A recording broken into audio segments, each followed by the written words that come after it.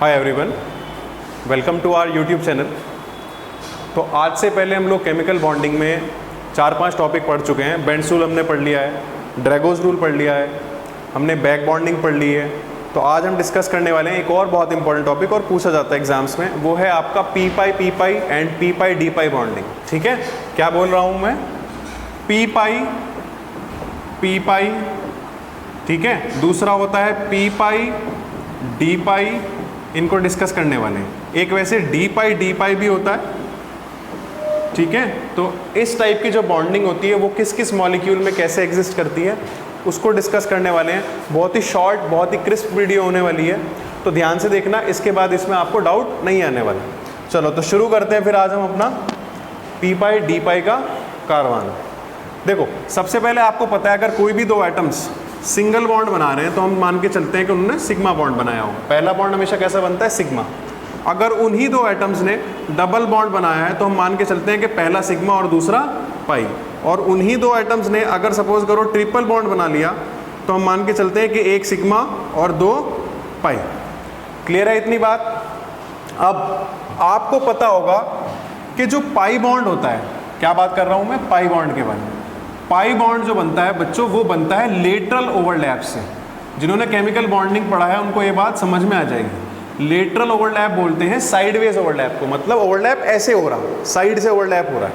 ठीक है, pi bond कैसे बनता है? लेटरल ओवरलैप से बनता है। ठीक, तो पाई बॉन्ड बनाने में के लिए हमें कम से कम कितनी लोब्स चाहिए? एटलीस्ट 2 लोब्स, है ना। कैसे चाहिए? एटलीस्ट 2 लोब्स चाहिए। मतलब हमें ऐसे शेप के ऑर्बिटल चाहिए जो या तो डंबल हो या डबल डंबल हो। ठीक है, जैसे पी ऑर्बिटल्स होते हैं आपके, है ना। पी ऑर्बिटल्स कैसे होते हैं आपके? डंबल शेप्ड होते हैं। पी ऑर्बिटल्स कैसे होते हैं? Dumbbell shaped. ठीक, डी ऑर्बिटल्स होते हैं आपके डबल डंबल, मतलब वहां पे लोब्स कितनी होंगी? 4 होंगी। कुछ इस तरीके से हम लोग दिखा सकते हैं। ठीक है, अभी मैं ऐसे ही बना रहा हूं तो ऐसे देख लो, ये 4 लोब्स हो गई आपकी। तो डी में जनरली आपको ये मिलेंगी और पी में 2 लोब्स मिलेंगी। तो पाई बॉन्ड बनाने के लिए कम से कम 2 लोब्स चाहिए। तो इसका मतलब एक बात तो समझ में आ गई होगी कि एस कभी भी पाई बॉन्ड नहीं बनाएगा। एस होता है स्फेरिकल सिमेट्रिकल, है ना। स्फेरिकली कैसा होता है? सिमेट्रिकल होता है, इसमें लोब्स नहीं होती हैं।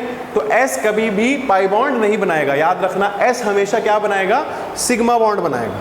ठीक है, तो ये बात समझ में आ गई। S will never form pi bond. ठीक है, तो अगर कहीं पे S आ गया तो वो पाई बॉन्ड नहीं बनाएगा। ठीक है, चाहे वो केस SS का हो, चाहे वो केस SP का हो। ठीक है, S कभी भी पाई बॉन्ड नहीं बनाएगा। तो पाई बॉन्ड कौन बनाएंगे? या तो P वाले बनाएंगे या D वाले बनाएंगे। ठीक है, अब हमें देखना ये है कि P बना रहा है और D बना रहा है, कहाँ P बना रहा है और कहाँ D बना रहा है, और उनको काउंट करके देखेंगे हम लोग। ठीक है, चलो तो सबसे पहले डिस्कस कर लिया हमने कि S जो है कभी भी पाई बॉन्ड नहीं बनाएगा, P पाई बॉन्ड बना लेता है। तो अगर मैं सेकेंड पीरियड एलिमेंट्स की बात करूं, किसकी? सेकेंड पीरियड एलिमेंट्स की। सेकेंड पीरियड का एलिमेंट्स का मतलब ये है कि उनका क्वांटम नंबर क्या होगा? प्रिंसिपल क्वांटम नंबर 2 होगा। तो उनके पास कौन कौन होते हैं? 2s होगा और 2p होगा। तो s तो मैंने बता दिया कि पाई बॉन्ड नहीं बनाएगा, p बना सकता है, पाई बॉन्ड p बना सकता है। तो सेकेंड पीरियड में वाले एलिमेंट जो हैं आपके, वो पाई बॉन्ड बनाएंगे। और कौन सा पाई बॉन्ड? इनका कौन सा वो यूज होगा? p पाई यूज होगा। ठीक है, अगर मैं ऐसे ही थर्ड पीरियड एलिमेंट की बात करूं, किसकी बात करूं? थर्ड पीरियड एलिमेंट्स की। थर्ड पीरियड एलिमेंट्स के पास तीनों होते हैं, 3s भी मिलेगा, 3p भी मिलेगा, 3d भी मिलेगा। तो ये तो पाई बॉन्ड नहीं बनाएगा। हाँ, ये दोनों बना सकते हैं पाई बॉन्ड, 3p भी और 3d भी। ठीक है, तो ये दोनों पाई बॉन्ड बना लेंगे। क्लियर है बात? यानी जो थर्ड पीरियड वाले हैं उनके पास डी पाई बॉन्डिंग करने का भी ऑप्शन है। डी पाई, क्या कह रहा हूं मैं? जो थर्ड पीरियड वाले हैं वो डी पाई बॉन्डिंग भी कर सकते हैं। ठीक है, किसके साथ? सेकंड पीरियड के साथ। तो सेकंड पीरियड और अगर थर्ड पीरियड वाले बना रहे हैं, ठीक है, तो कैसा बना रहे होंगे? वो डी पाई पी पाई बना रहे होंगे, क्योंकि सेकंड पीरियड वाला डी तो दे नहीं सकता, उसके पास तो डी है ही नहीं। ठीक है, तो सेकंड पीरियड वाला और थर्ड पीरियड वाला कौन से बनाएंगे? ठीक है, डी पाई पी पाई। बात आ गई समझ में? आसान है बहुत। ठीक है, तो सेकंड पीरियड वाला और थर्ड पीरियड वाला मिलके क्या बना सकते हैं, डी पाई पी पाई बना सकते हैं। चलो एग्जाम्पल्स के थ्रू समझेंगे, एग्जाम्पल्स के थ्रू समझते हैं। जैसे सपोज कर लो मैंने ले लिया, कोई एग्जाम्पल ले लेते हैं, SO2 ले लेते हैं, सल्फर डाइऑक्साइड। सल्फर डाइऑक्साइड में अगर आप देखोगे तो सल्फर की हाइब्रिडाइजेशन कितनी होती है भाई, 6 इसके पास वैलेंस इलेक्ट्रॉन होते हैं, 4 इलेक्ट्रॉन इसने यूज कर लिए, ठीक है, तो बचे कितने, 2। तो यानी कि इसके 2 बॉन्ड पेयर हैं और 1 लोन पेयर है। क्या है इसके अंदर, 2 bond pair plus 1 lone pair, यानी कि टोटल नंबर 3 है स्टेरिक नंबर, और स्टेरिक नंबर 3 का मतलब है हाइब्रिडाइजेशन हो गई sp2। कैसी हाइब्रिडाइजेशन हो गई, sp2। और अगर आप इसका स्ट्रक्चर देखोगे तो वो कुछ बेंड टाइप का स्ट्रक्चर है ना, इस तरह का होगा, और यहाँ पे होगा इसके पास लोन पेयर। क्या सबको ये बात समझ में आई?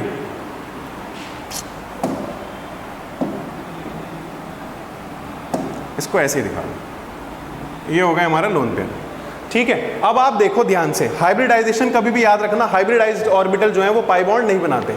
क्या नहीं बनाते, hybridized orbitals do not form pi bond. ये जो बहुत इंपॉर्टेंट बातें हैं जो लिख रहा हूं मैं, नोट करते रहना। Hybridised orbital do not form pi bond, या तो सिग्मा बॉन्ड होंगे या लोन पेयर होगा, ठीक है। अब आप देखो यहाँ पे सिग्मा बॉन्ड कितने नजर आ रहे हैं आपको, 1 2 है ना, और एक ये लोन पेयर, तो 2 सिग्मा बॉन्ड है, 1 लोन पेयर है इसके पास, ठीक है। यही 3 काउंट होंगे, इसीलिए जो स्टेरिक नंबर 3 आया वो यहीं से आया। 2 सिग्मा बॉन्ड है, 1 लोन पेयर है, पाई बॉन्ड इसमें काउंट नहीं होते। लेकिन हमारा काम क्या है, यहाँ पे हमें सीखना है कि पाई बॉन्ड कितने हैं और किस टाइप के हैं। तो यहाँ पे आपको पता है कि यहाँ पर 2 पाई बॉन्ड है, यहाँ पर 2 पाई बॉन्ड है, 1 पाई बॉन्ड ये वाला है अगर आपको विजिबल है, और 1 पाई बॉन्ड ये वाला है, ठीक है, क्लियर है बात। अब देखो सल्फर के पास, सल्फर किसका है, थर्ड पीरियड का एलिमेंट है, किसका है, थर्ड पीरियड का है, सल्फर है थर्ड पीरियड का एलिमेंट, क्लियर है बात। थर्ड पीरियड में इसके पास 3s भी होगा, 3p भी होगा, 3d भी होगा। तो 3s तो पाई बॉन्ड बनाता नहीं है, तो हम बात करते हैं आगे 3p और 3d की, ठीक है। अब आप ध्यान से देखो हाइब्रिडाइजेशन सेंट्रल एलिमेंट की, सेंट्रल एटम की जो हाइब्रिडाइजेशन है वो क्या है, sp2, और p के ऑर्बिटल कितने होते हैं, 3 होते हैं, यानी कि 1 यूज नहीं हुआ हाइब्रिडाइजेशन में, 1 p का ऑर्बिटल हाइब्रिडाइजेशन में यूज नहीं हुआ।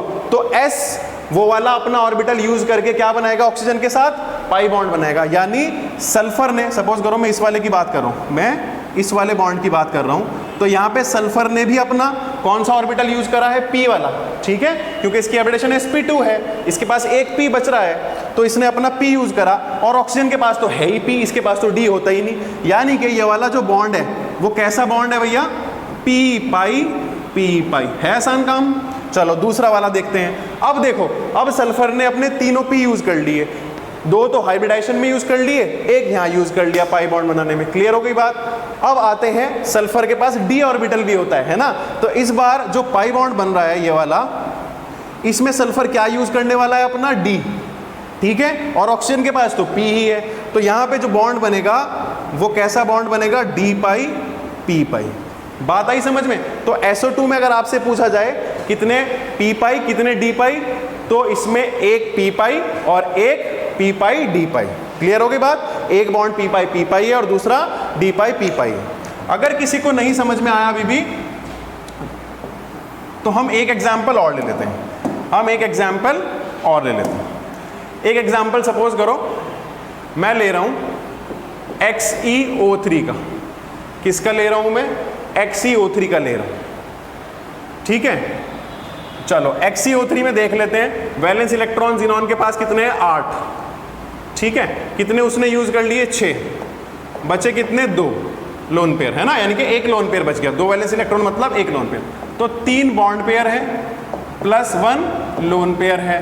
हाइब्रिडाइजेशन कितनी हो गई इसकी, sp3, स्टेरिक नंबर 4, तो हाइब्रिडाइजेशन हो गई sp3। किसकी हाइब्रिडाइजेशन की बात कर रहा हूँ, जिनॉन की, क्लियर है बात।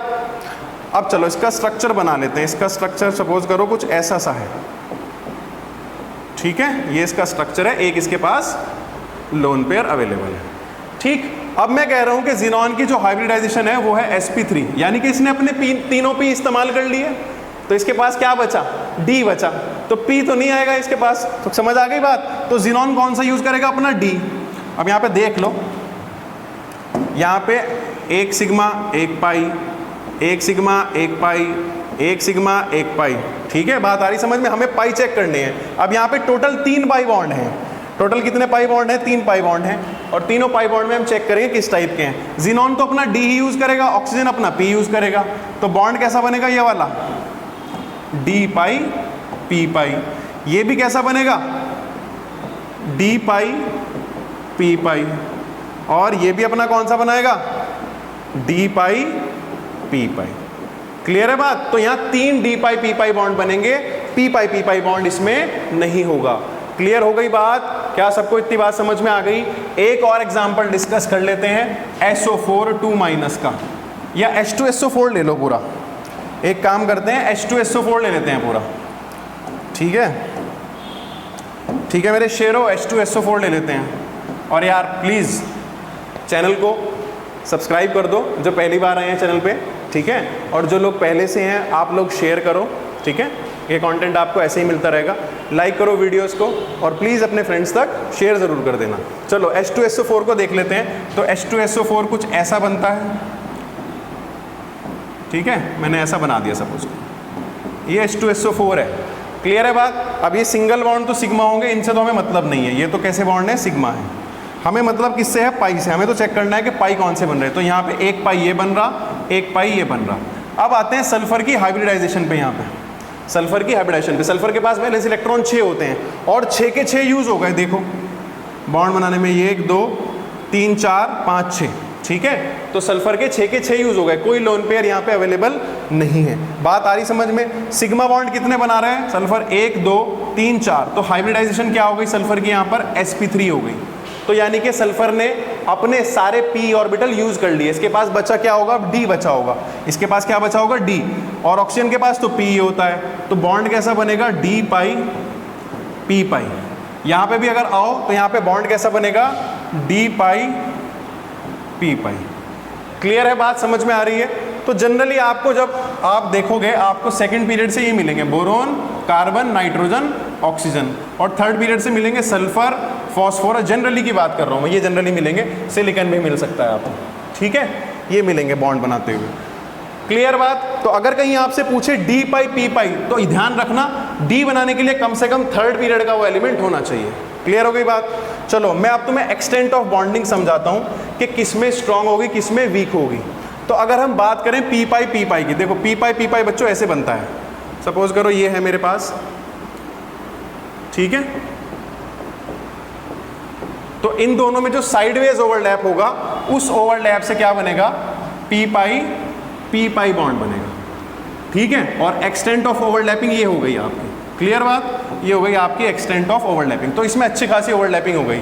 ये हो गया आपका पी पाई टाइप, मतलब ये पाई बॉन्ड है बेसिकली, पी पाई टाइप का, ठीक है? अगर मैं बात करूं पी पाई डी पाई की, है ना? किसकी बात करें? पी पाई डी पाई की, तो वो कुछ ऐसा सा होगा। देखो पी पाई सपोज करो मैंने ये बना लिया, ठीक है? और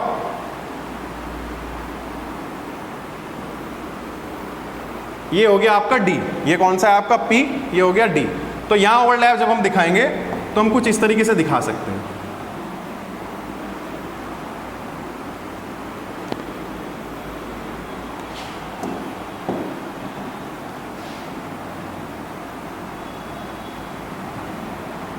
अच्छा, यहाँ पे इलेक्ट्रॉन डेंसिटी भी दिखा दो, है ना? सपोज करो ये प्लस, ये माइनस, ये प्लस, ये माइनस, और ये प्लस, ये माइनस, ठीक है? तो प्लस प्लस वालों को ओवरलैप कराना है हमें, ठीक है? तो कुछ इस तरीके से हो जाएगा ओवरलैप।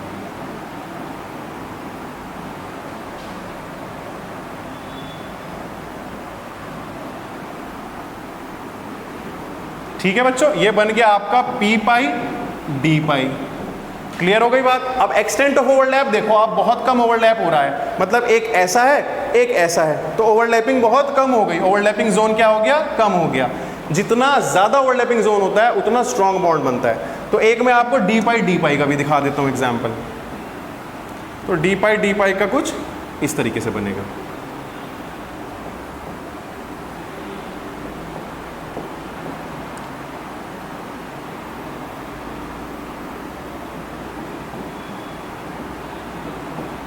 ठीक है? इनका ओवरलैप दिखा रहे हैं हम लोग, दोनों डी हैं, ठीक है?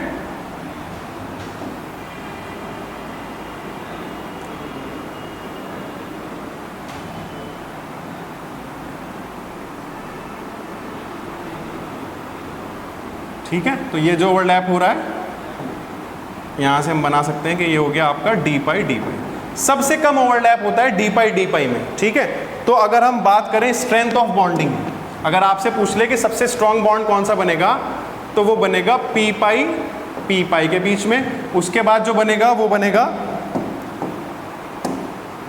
पी पाई डी पाई के बीच में, और जो सबसे वीक पाई बॉन्ड बनेगा वो बनेगा डी पाई और डी पाई के बीच में। क्लियर है बात? ये आपका strength of covalent, sorry covalent कह रहा हूं, स्ट्रेंथ ऑफ पाई बॉन्ड हो गया। ये क्या हो गया आपके पास? Strength of pi bond. ठीक है, बात आई समझ में? स्ट्रेंथ ऑफ पाई बॉन्डिंग हो गई है। आई होप सबको कॉन्सेप्ट क्लियर हो गया होगा, ठीक है, कि पी पाई कैसे बनता है, पी पाई डी पाई कैसे बनता है, और डी पाई कैसे बनता है। ठीक है, स्ट्रेंथ ऑफ बॉन्डिंग भी समझ में आ गई आपको पाई बॉन्ड में। तो इतना कंटेंट आप एक बार पढ़ के क्वेश्चंस प्रैक्टिस करना। अगर आपसे फिर भी कोई क्वेश्चन नहीं लग रहा है सपोज करो, तो आप वो मुझसे पूछ लेना, कमेंट सेक्शन में मैसेज कर देना, ठीक है। आई होप सबको समझ में आ गया होगा। तो नेक्स्ट वीडियो तक आप